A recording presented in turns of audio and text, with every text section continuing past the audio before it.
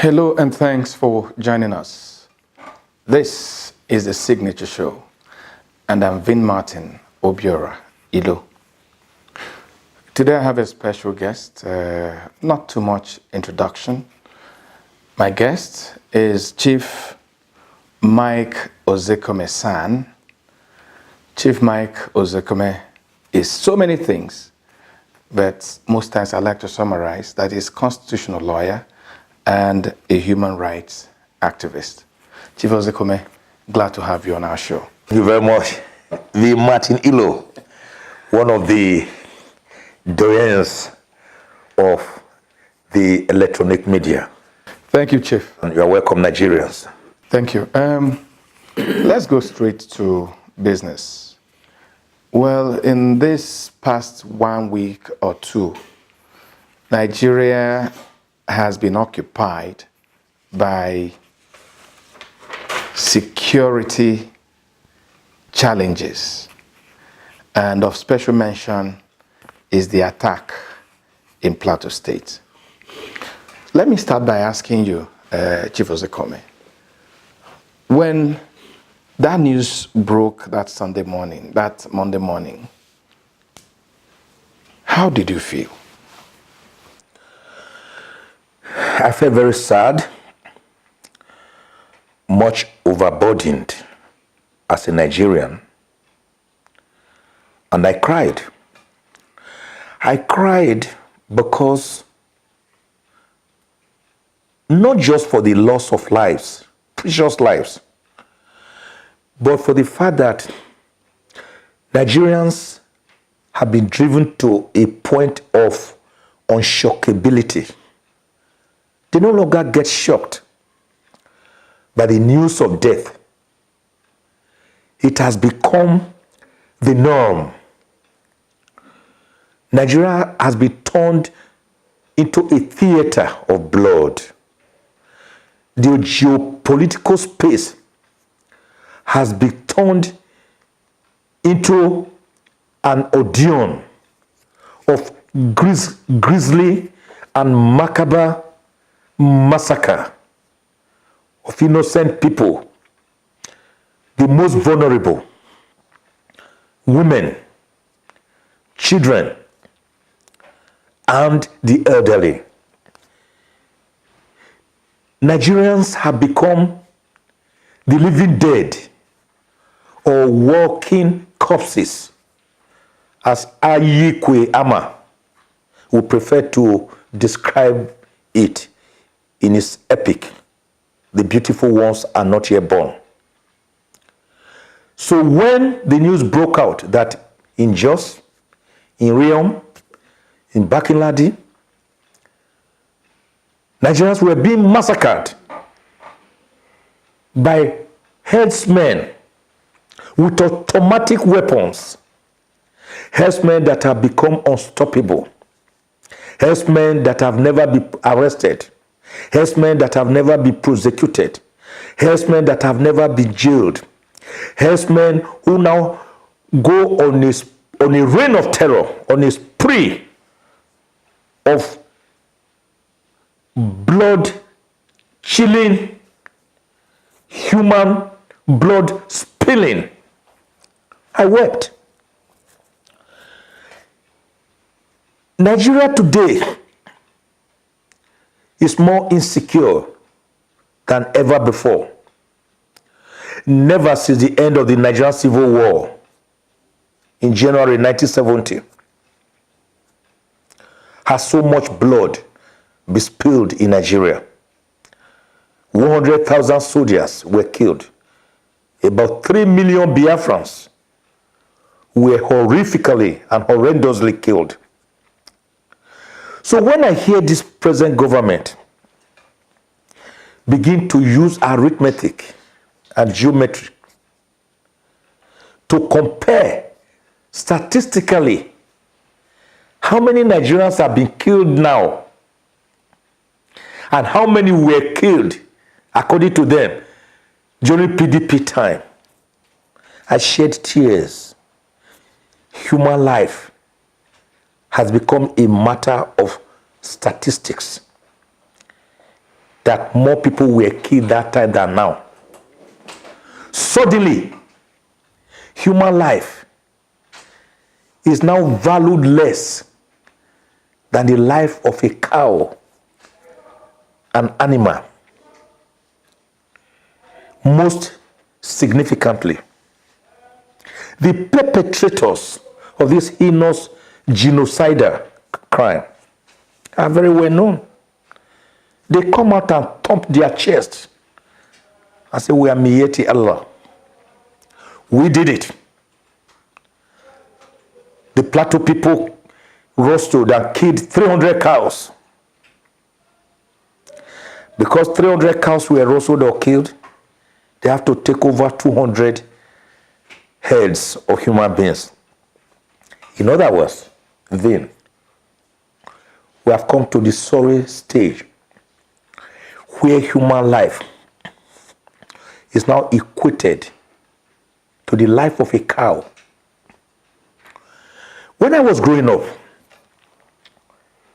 in my rusty village, now a town called Ivyukwe, near Agenebode, in Esako East local government area of Edo State, we used to see these herders pass through our village, pass through Agenebode, through Emokweme, to Ekoso, Ageri, Iriari, up to South Ibie, to Auchi, to Agbede, on to Ekpoma, Iho, then Benin. We will come out singing. What was the song? We will say, Malu Koga, Malu Koga, Daba Daba Koga, Ikpisa Yege Theakia, Iduni Ikpitha Moabo, Nethe Bea Pu Pu. By translation, what were we saying as children? We say, Malu that has hooves. Cows that have hooves. They are being led by elderly men that carry sticks in their hands, with which they flog the cows to behave as they trek along the road. They will smile at us, they will look at us, at our innocence, and smile at us. They will ask for water. Because we couldn't understand each other's language, they will just use their hand to demonstrate that they wanted water. We will run inside and fetch them water. Whatever food we had, we will give to them. There was peace. There was tranquility. Not anymore. Things are falling apart. The falcon can no longer hear the falconer. The new herdsmen are nothing but terrorists that carry the most modern of weaponry. Chief Ozekome, I was actually going to ask you, is it still right to call these, forgive my language, criminals? Is it still right to call them headsmen? No, it's very wrong. It's a misnomer. I will tell you why it is a misnomer. Mr. President himself told a shocked and bewildered nation that these herders are actually not herders from Nigeria, that they are actually remnants, fleeing remnants of Muammar Gaddafi's terrorist group from Libya. Muammar Gaddafi that was killed over 7 years ago. So, if you know that these herdsmen are actually not Nigerians and that they are actually terrorists, what do you do as Commander-in-Chief of the Armed Forces of the Federal Republic of Nigeria? What do you do? I realize that sections 217 and 218 of the Constitution of Nigeria. And section 215, subsection 3 of the same constitution make Mr. President the commander-in-chief of the armed forces of the Federal Republic of Nigeria and also the commander-in-chief of the Nigerian Police Force. Only Mr. President can declare war through the National Assembly. He can stop internal insurrection. He can attack external aggression, all for the purpose of maintaining national integrity and Nigerians' sovereignty and suzerainty. What has Mr. President done about it? The other day, he wringed his hands, almost washing them off like Pontius Pilate, signifying that he was helpless. He said, there's nothing he could do, that Nigerians should pray. That breaks the heart. When the commander-in-chief tells us lesser matters, that we should resort to praying. I thought even the Bible itself tells us that God helps those who help themselves. It breaks the heart for Mr. President to display a sign of helplessness, helplessness, and hopelessness. Nigerians didn't find it funny. So suddenly the looming image of no protector except God came onto Nigeria. So why should... But the same government that has never arrested, never prosecuted a single herdsman, once people like General T.Y. Danjuma, a great statesman, cried out, they start harassing him. When Apostle Suleiman last year told his congregation, defend yourselves against herdsmen, DSS went all the way to Ado Ekiti to look for him. It took Governor Fayose to come out to say, no, you can't do this. You can't arrest this man. Did these people know that actually section 59 and section 65 of the penal code, which operates in the entire northern states, and section 286 and 32.3 of the criminal code that operate in the southern part of Nigeria, including section 33 subsection 2 of the Constitution of the Federal Republic of Nigeria, have given every Nigerian a right to self-defense. When people say defend yourself, that is when they come out to say the people are fanning embers of insurrection. It is those people, the victims, who will suddenly now become the traduced. Such a situation is not only nauseating, it's frightening. And to me, with all respect, belittles the office of Mr. President. Is it right for citizens of a country to find themselves in a situation of desolation, in a situation where they feel that their government, whose first line charge in our Constitution is to defend and protect lives and property, is incapable of defending them? What does it portend? What does it signify? What can result from this kind of helplessness or lack of trust in the ability of government to do its constitutional duty? Armageddon, chaos, anarchy. Because section 14, subsection 2 of the 1999 Constitution makes it clear that the primary function of government is for the welfare and protection of the Nigerian people. The primary function of government is security and welfare of the Nigerian people. When there is no security, you cannot talk about development. When there is insecurity, you can't talk about infrastructural development. You cannot talk about housing, even about food. It is only the living that talk about welfare. What we are experiencing today is nothing but what Chief MKO Abiola will call peace of the graveyard, peace of the cemetery.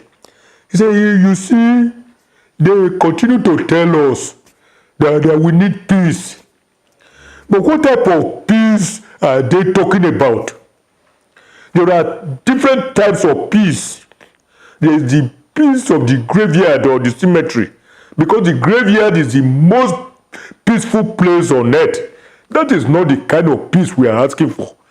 The kind of peace we want is peace that is imbued with social justice, with fairness, with egalitarianism, with prosperity, with mutual respect. I just decided to quote MKO Abiola, and I borrowed those words.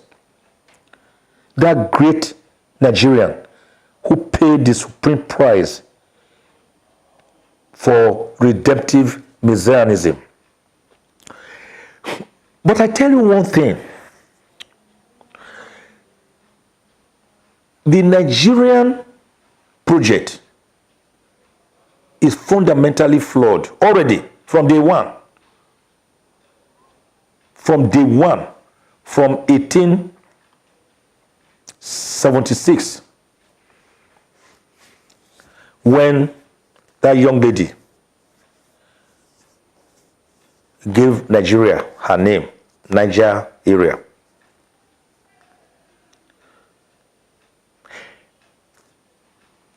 But the present government has made the situation worse. How has it made it worse? In appointing critical security personnel, Mr. President went, unfortunately, nepotic, anachronistic, and tribal. Let us look at the template. The Nigerian entire security apparatchik and architecture in Nigeria today is sectional. Not only sectional, it's also even religiously inclined, contrary to the federal character principle enshrined in the 1999 Constitution. There's no way Mr. President can tell Nigerians that there are no other capable hands in other geopolitical zones of the world are 80 million Nigerians, that you will have from one section of the country and 95% from one religion the following.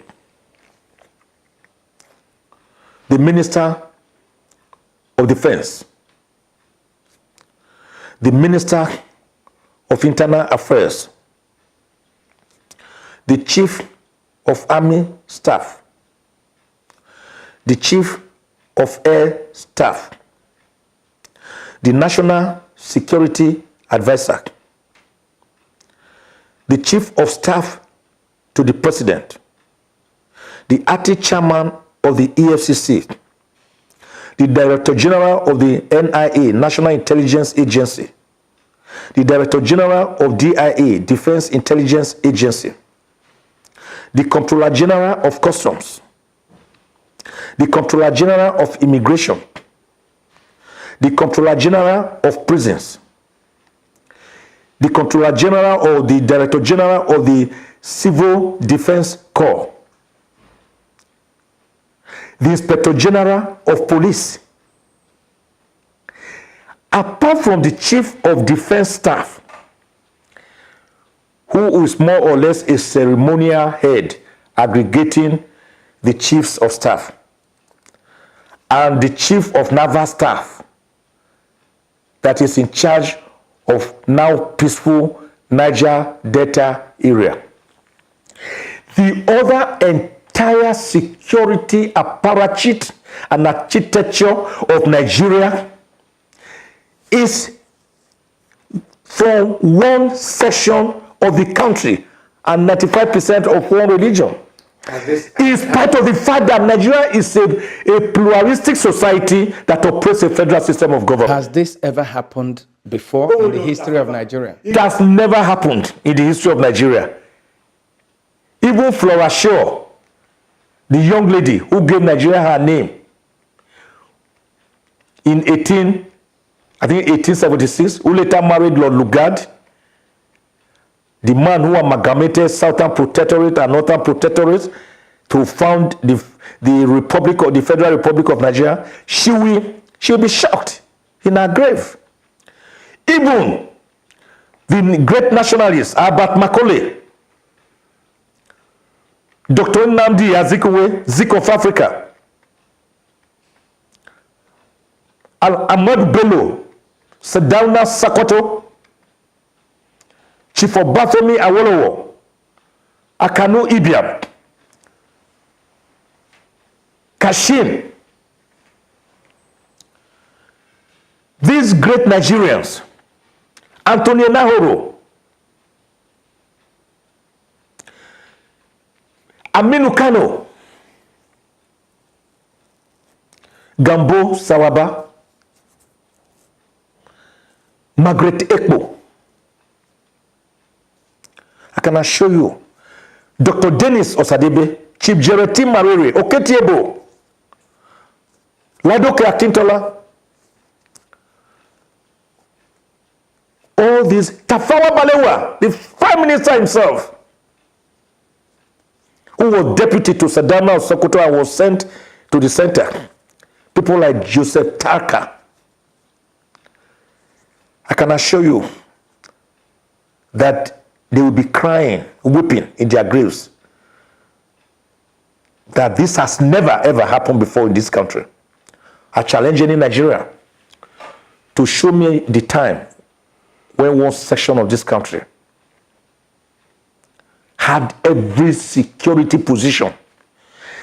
Do you know why it is bad? I will tell you why it is bad. It is not out of sentiment. The makers of the Constitution were probably like Nostradamus, the man who saw tomorrow. They were probably like the oracle at Ile-Ife that gazes into the future to pronounce the next all need to be. They noticed that there was a need, because we operate a federal system of government, to have plurality of appointments so as to satisfy all sections of the country, because Dolly Parton's coat of many colors will be better for a country like Nigeria. And do you know why?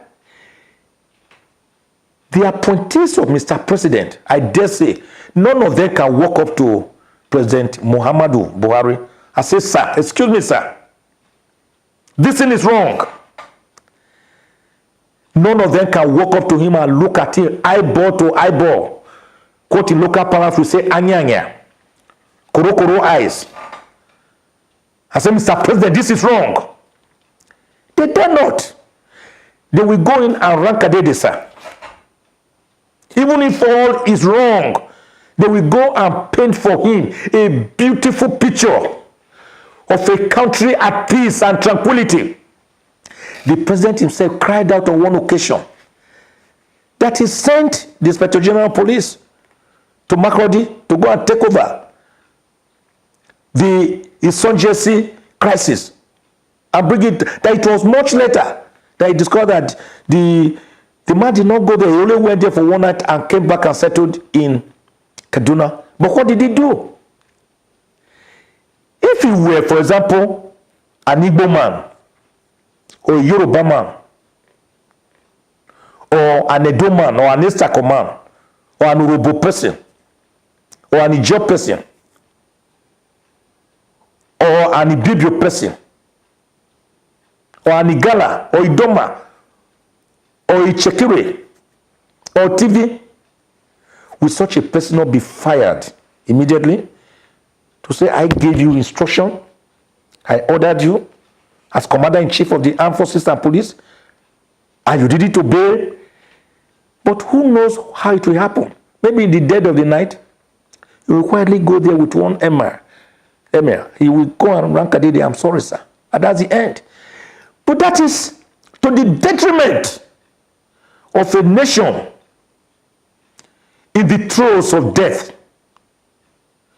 A nation besetted not only by poverty, grinding poverty, but by melancholy, by hopelessness. A nation that is now too afraid to even speak out.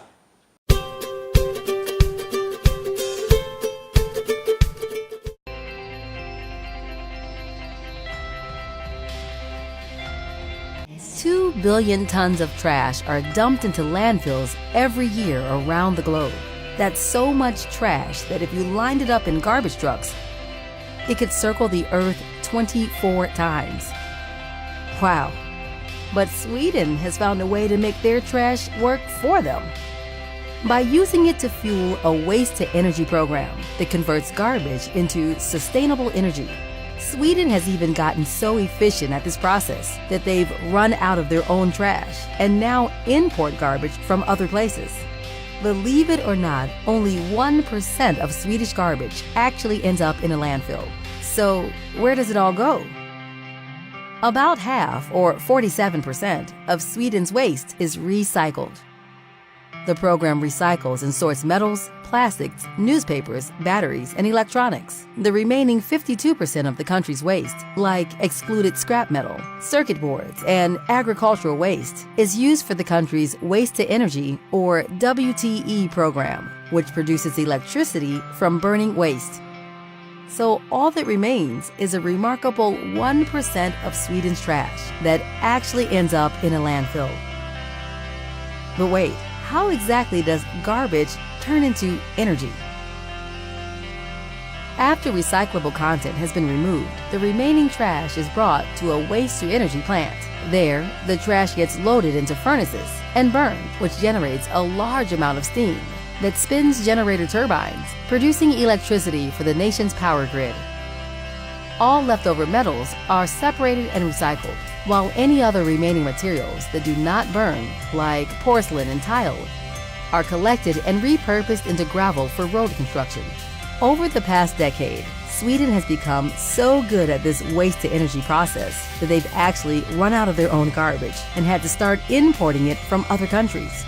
It's a win-win situation for most countries, since shipping trash to Sweden is not only cheaper than paying landfill taxes, but it also makes sure more garbage is reused.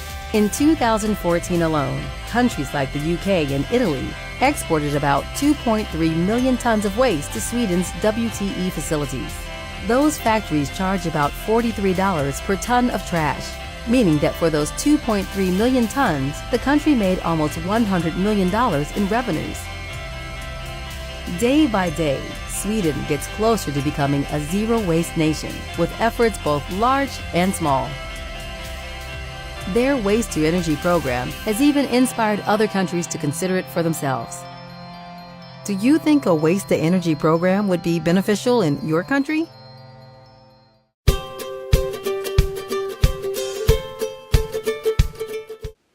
But, Chief Ozekome, would you stay with those that say that this tilt in appointments is part of a grand agenda to undermine the rest of Nigeria? I'm beginning to think that. I was the one crying over it. I wrote a lot before the last elections. I maintained 2 columns in Nigeria every week. I wrote a lot before, during, and after the elections. And when these appointments were coming in, I cried out. I pointed out the danger in it. That the danger in it is that Mr. President can today hold a security meeting without any other section of the country involved. And whatever decision they take will affect the 180 million Nigerians. Will affect the 449 ethnic groups in Nigeria, according to Professor Onigo Otite. Because there will be no other person there to check. So no one knows the grand design. Some people have said the grand design is to impose one religion. Some have said it is to hoist the superiority of a particular ethnic group over the rest of Nigerians, so as to conquer them into submission. There are different conspiracy theories. But if I were Mr. President, I will not allow these conspiracy theories to continue to incubate. Because a skin disease like eczema is better quickly solved before it develops into cancer. You look for a goat during the daytime when the sun is still in the sky, not in the night. The reason being that when the market is on fire, you do not need to tell the blind, the lame, the deaf, and the dumb. They will know because they will feel the heat. Things are not working in Nigeria.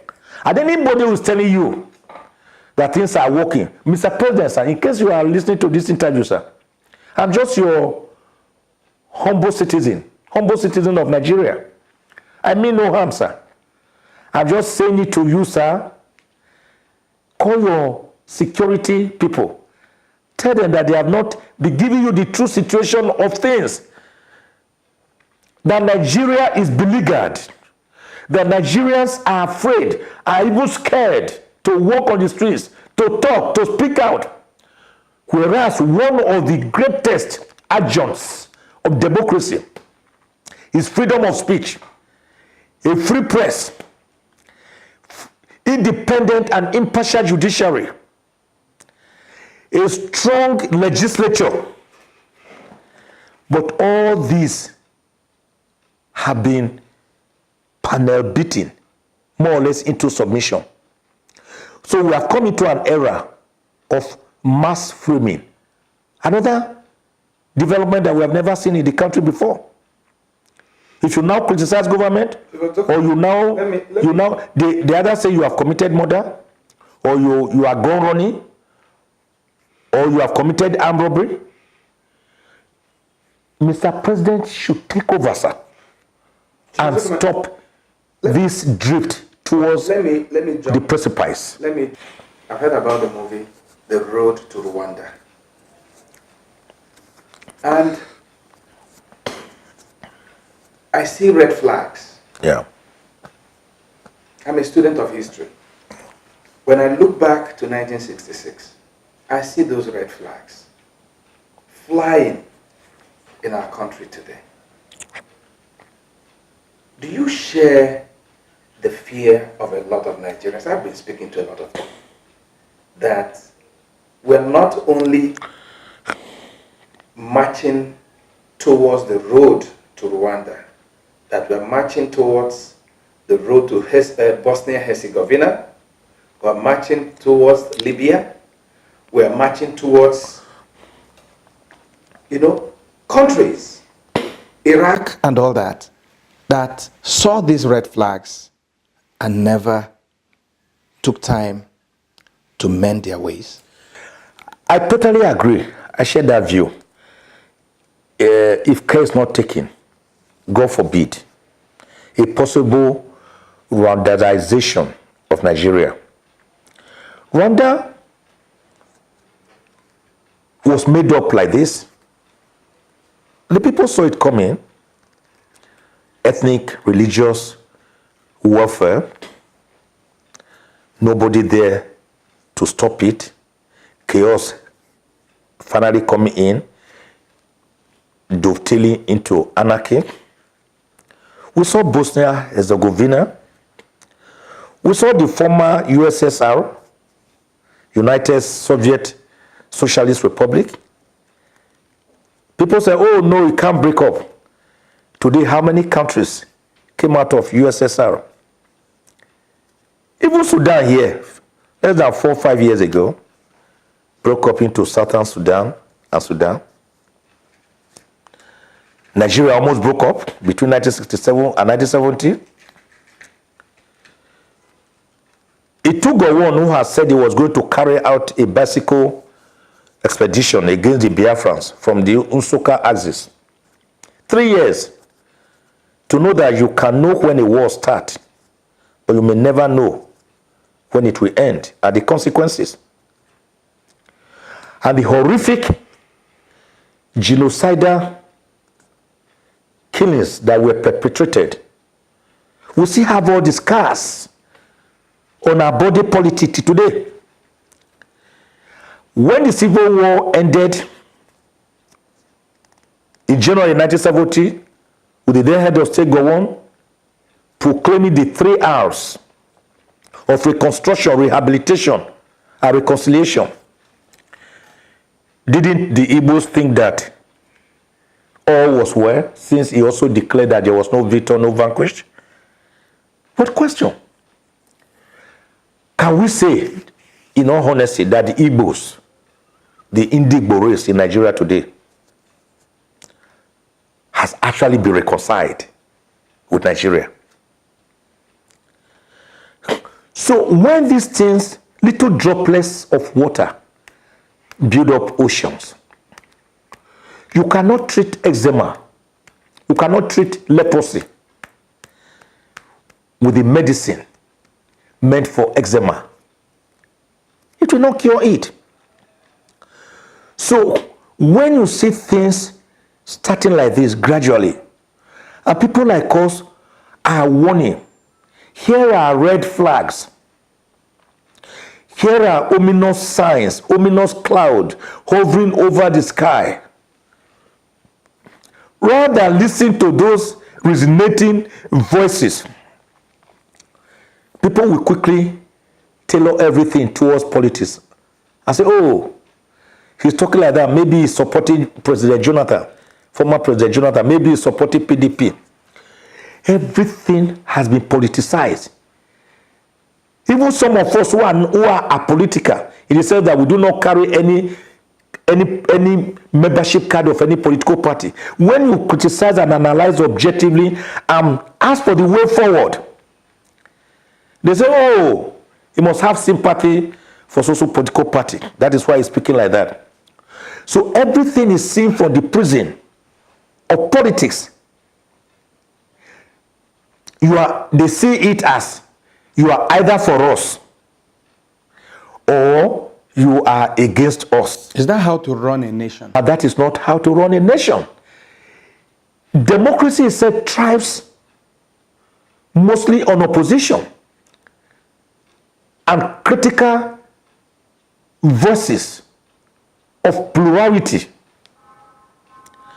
Because once you have, if our people cannot sleep, usually facing the same side. Once you have people saying the same thing, then there's a problem. When some people enter a room to go and discuss, and they all come out laughing and smiling, be very sure that they have not told each other the home truth. So democracy actually thrives on opposition, on plurality of voices. Otherwise, you will see tyranny, you will see despotism, you will see totalitarianism, you will see absolutism, you will see fascism, and you may gradually gravitate towards a state of Louis XIV of France, who in those days will beat his chest imperiously before Parliament and say, "L'État, c'est moi. I am the state." He saw himself so elephantine, so behemoth, so big, that he equated himself to the state. But how did he end up? So, how did the Idi Amins of Uganda end up? Emperor Bede Bokassa, Papa Doc Baby Duvelia of Haiti, the Nasigbe Yademas. We've seen tyranny before. Mr. President should not allow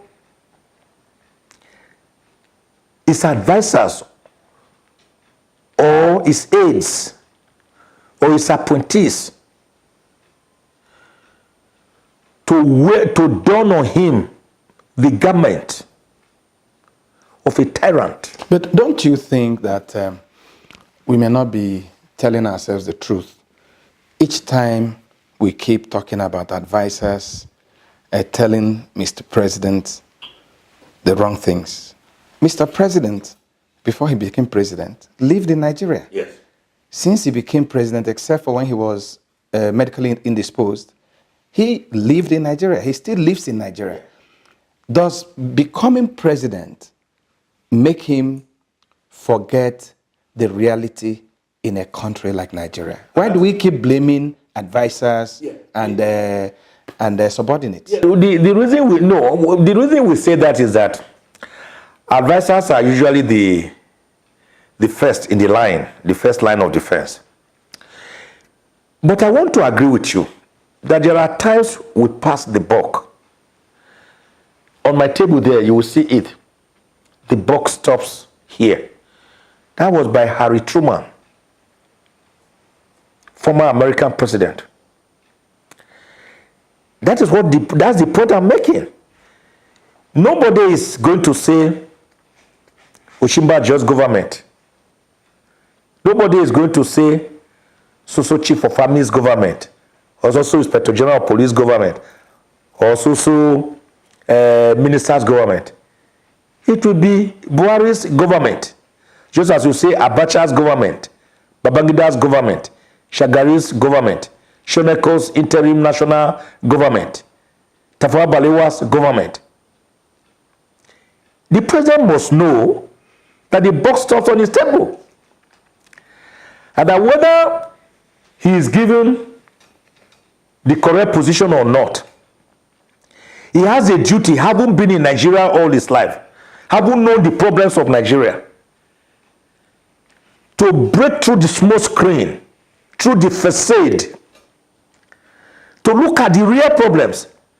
For example, we talk about advisor, for example, after the Plateau massacre, genocide, Mr. President flew to Jos. He was in government house for about an hour and 15 minutes. He was briefed by the governor and some other government officers. And from there, he flew back to Abuja. One would have expected Mr. President, with the armada of security around it, to say, hello, take me to this hospital. Let me do personal on-the-spot assessment by myself. I don't want to rely on what people are telling me. I want to do personal on-the-spot assessment. Let me take over as Commander-in-Chief of the Armed Forces. Let me lead from the front, as he had promised us during campaigns in 2014 and 2015, that he will lead from the front in terms of insecurity in Nigeria. So I want to agree with you that when we begin to talk about advisors, we are more or less seeing the president leading from behind. A commander leads from the front, not from behind. Chief, you have alluded to the presidency for Buhari. You've talked about the promises. And being here during the elections and being a participant, interviewing so many people, so many political actors, one of the things that secured the presidency for President Buhari was the belief by many Nigerians that if Buhari became president, all their security woes would disappear. Yes. They thought he had a magic wand. Would you say that the president has not disappointed these group of Nigerians that put the entire trust in him? Not only disappointed, we are being economical with the truth again, because we don't want to say it the way it is. We should call a spade, not a shovel or a cutlass. Mr. President has failed Nigerians woefully and abysmally. Because this was not what he promised Nigeria. They thought their chest that they have stopped Boko Haram. They started with, we have degraded them. At a time, in December 2016, they said they were now doing mop-up operation of the remnants of Boko Haram. If you are doing mop-up operation of Boko Haram, it shows that the entire field is already cleared. But Boko Haram today is as potent as ever. People from Madagali area, people from that part of Borno, some of them who met with us last year, who were participants at the national conference, they came and said, the media is not giving us the true situation. That as we talk, there are some cities, even local government areas, are still under the control of Boko Haram. That the media, I wasn't the person who said it, their representative at the national conference came and told us in May last year at a meeting of all the former conferees that what you are reading in the media is not true. That Boko Haram is as potent today as ever before. And that in fact they were controlling some local government areas. And lo and behold, every day we see Boko Haram killing people. But beyond Boko Haram, which was actually localized to the northeast, we now have the more deadly herdsmen issue, kidnapping issue, which spreads across Nigeria. Whether you go to Demsa area of Adamawa State, whether you go to Agatu and Ashaka in Benue State, whether you go to Okmila, even Igude, Ekpoma in Edo State, whether you go to Odicha-Olona, Ibodo in Delta State, whether you go to Nimbo in Enugu State, whether it's Owerri side of Imo State, whether it's Kaduna State, whether it's Borno State, whether it's Zamfara State, not to talk of Plateau State. So, if Mr. President cannot secure lives and property of Nigeria, one of his three key areas that he was elected into office, then he has failed us. Nigerians were so enamored in the euphoria of the moment that one man trekked, remember, from Ibadan to Abuja. Another one rode a bicycle from, I think, Kano or Kaduna to Abuja. The other areas were fighting insecurity, corruption and economic. With all respect, both of them have also failed. Because there's nothing really like fighting corruption today in Nigeria. If there's a genuine fight against corruption, what of all the gates that we have seen? The NNPC gate, where the Minister of State, Petroleum Resources, Dr. Ibe Kachiku, cried out that $23 billion contracts were improperly awarded without passing through the due process, when Mr. President was ill and was on hospital bed in London. And that he, as the minister in charge, was bypassed. $23 billion. The entire Dasuki gate that the government has been anchoring its corruption fight is said to be $2.1 billion. That is less than 10% of $23 billion that the minister cried about.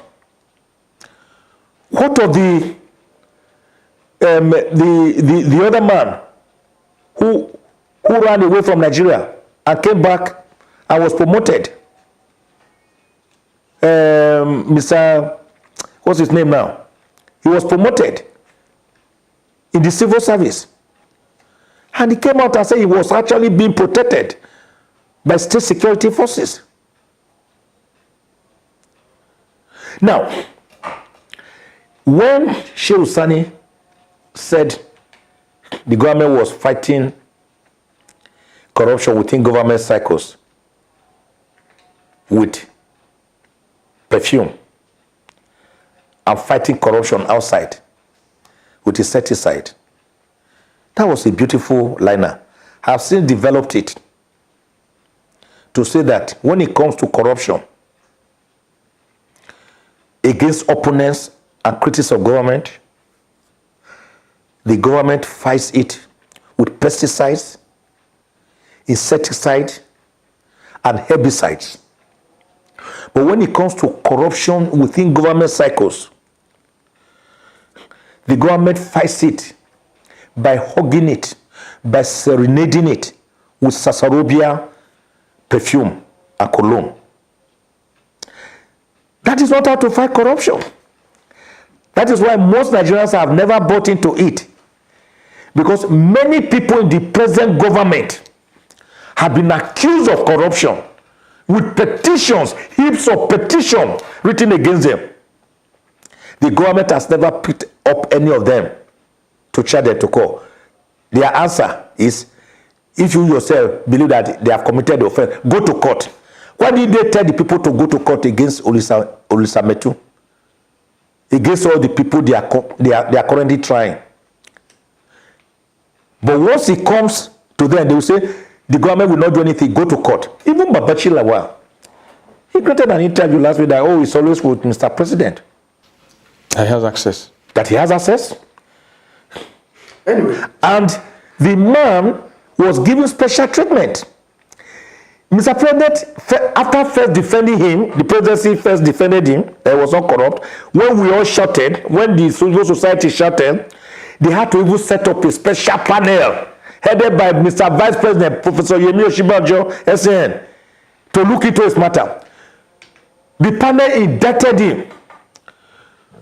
The presidency kept him in power. He took another round of protest before he finally relieved him of his post. He took another round of third protest before EFCC invited him one day. And we were told that he was kept in a hotel for 2 nights quietly and then let to go. As we speak, the man has never been charged to court. Not one person from the presidency has been charged to court. Then you say you are fighting corruption? Then the economy. I think the economy and corruption will be for another day. Today we are looking. The economy right now is prostrate. They say we have gone out of recession. Could the government, as he said, put us on in any way? But you and I know that to buy fuel is from 145 naira and above per liter, which the government met at 87 naira. You and I know that the dollar today is exchanging for 365 naira to the dollar, which they met at 190 naira to the dollar. So all the indices of a recovery economy or buoyancy, they are not there. When Nigeria was rebased as the biggest economy in Africa with over $500 billion rebased economy by World Bank, by IMF, and today Nigeria is being rated as one of the poorest countries in the world. Indeed, Transparency International only a few months ago rated us as one of the most corrupt nations on earth. We were second. Only one country in West Africa beat us to it. Then you say we are fighting corruption? Let us not deceive ourselves.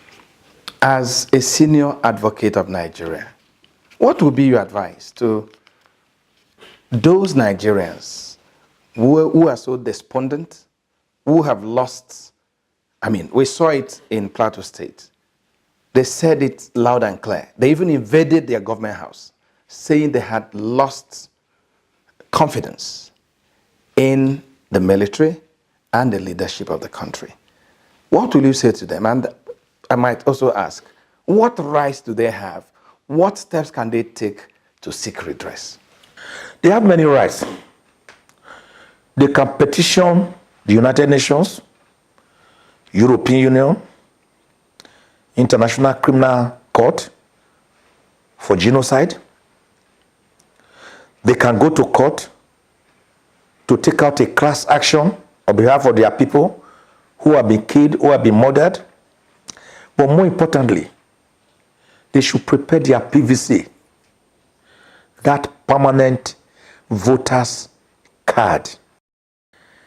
That's the greatest talisman they have, the Professor Pella's abracadabra magic that they have.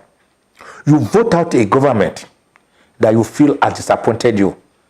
We do not resort to arms. I do not believe in arms, struggle, or warfare. You use that democratic process through which you had enthroned the same people to vote out the same people haven't failed you. That is the beauty in the democratic process. That's what happens in America. That's why the Democrats and the Republicans are forever in power or out of power. Obama was a Democrat. He was there for 8 years. Trump is now there. He's a Republican.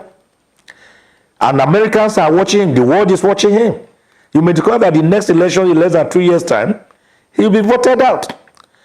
So, once Nigerians believe that their hopes, their aspirations have been dashed, have been thwarted, then they do the right thing. They use their PVC to vote out the government. And when I hear people say, oh, the government is going to use federal might, they want to use federal might, they want to change results. No. You can only rig where you are popular. Didn't we remove a sitting president in the last election? Have we not been seeing it happening all over Africa, all over the world? The important thing is that Nigerians should be united to say enough is enough. As always, it's interesting talking with you. Well, that's our program for today. And we've been speaking with Chief Mike Ozekhome-San, constitutional lawyer and civil rights activist. I am Vin Martin Obiora Ilo. Let's do this again, same time next week. And don't forget, you can reach us on our social media platforms. You can watch this program again on signaturetv.com.ng. Bye for now.